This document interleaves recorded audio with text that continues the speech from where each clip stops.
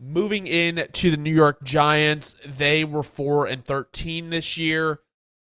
Kind of moving into free agency, it was kind of interesting. I do like the Drew Lock deal. I think that the Giants are going to be more willing to play Lock earlier than they would be like another backup quarterback like a Tyrod Taylor, because I think Lock still presents that idea of maybe you can unlock something in there. Like, he's got a big arm. Dable likes No the pun arm. intended. Yeah, right. But trying to replace Saquon with Devin Singletary, and then I like the idea of Brian Burns, but in reality, we know that like the offense has really stunted this team. So while they got better on defense, well, I don't know. I mean, they lost Xavier McKinney, one of the best safeties in football. But I don't mind John Runyon. I don't mind Jermaine Illuminor.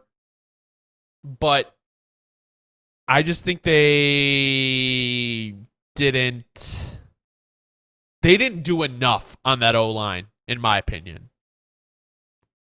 Well, honestly, that was going to be the first thing I addressed. So I'm glad we're going straight to it. Right. Look, I think a lot of Giants fans, and again, I understand, right? Like, when you're a fan of the team, you're going to take the positives of the situation as opposed to just hammering the negatives. I don't blame you, right?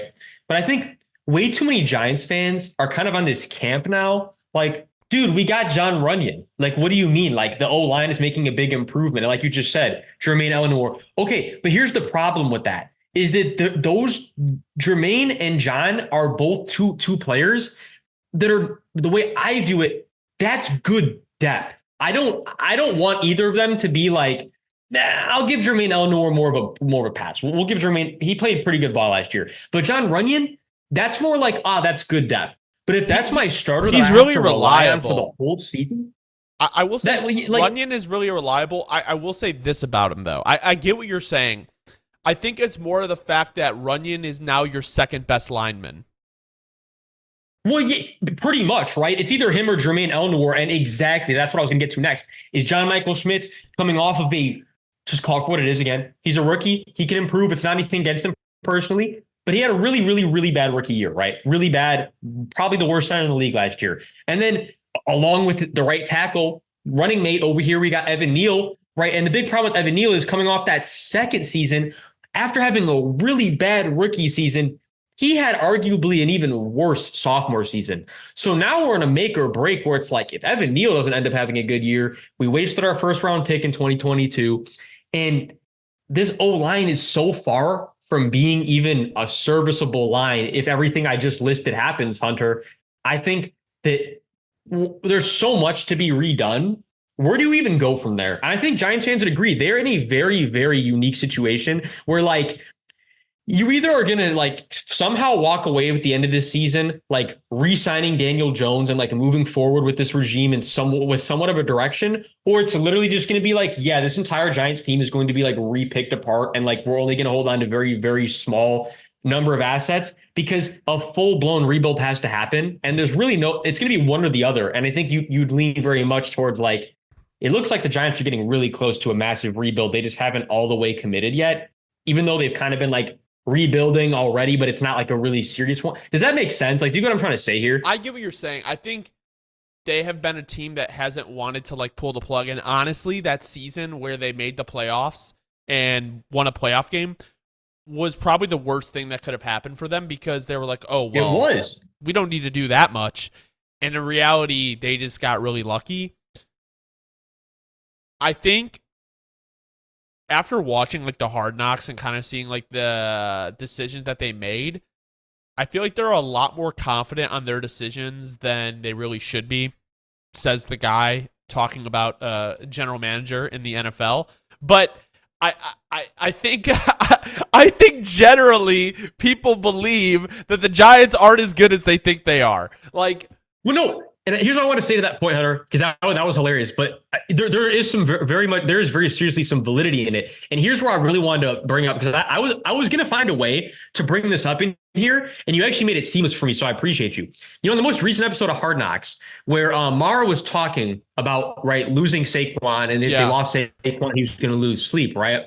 Well, I know you peeped the same thing I peeped, where he was saying that the reason he was going to lose sleep was not because he loves Saquon and he loves the production Saquon brings. It was because, quote unquote, Saquon's our most popular player, aka Saquon makes me the most money in jersey sales.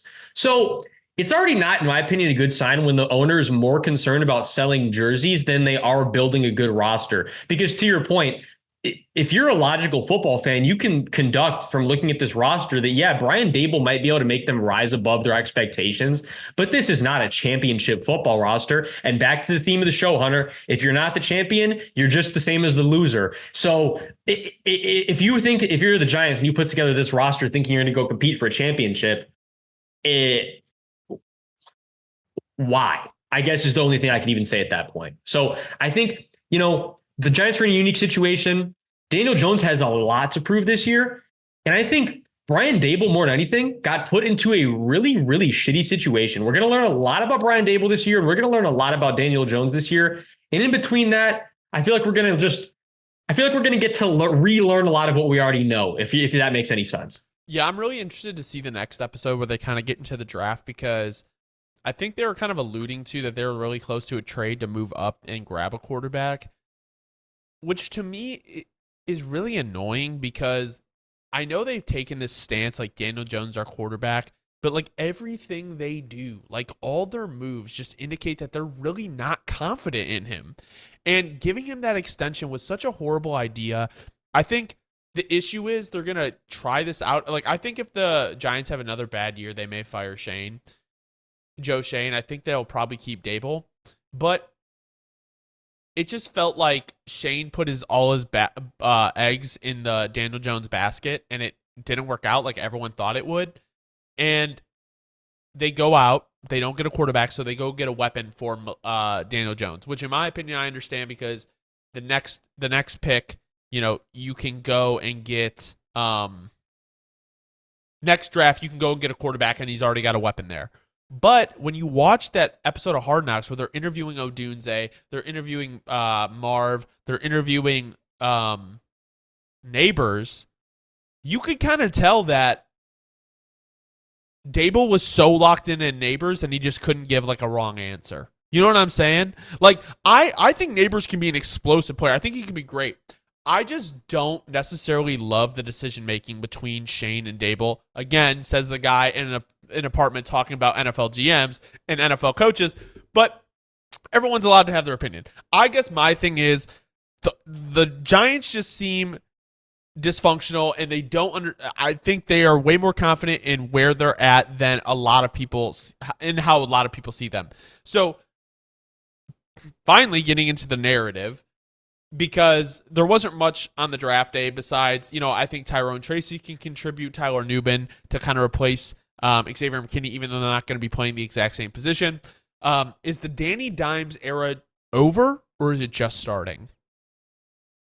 No, yeah. I mean, that's really all there is to it. And I wanted to say also, because I didn't really touch on it too much, but I really wanted to include this. I actually am a really big fan. I really mean this. The more I think about it too, I'm a really big fan of this year's Giants draft class, but I want to say, I think it's very similar to what the Bills did with this year's draft class. Whereas you got a lot of, minus Malik Neighbors. Let me be completely clear. I think Malik Neighbors could potentially win Rookie of the Year.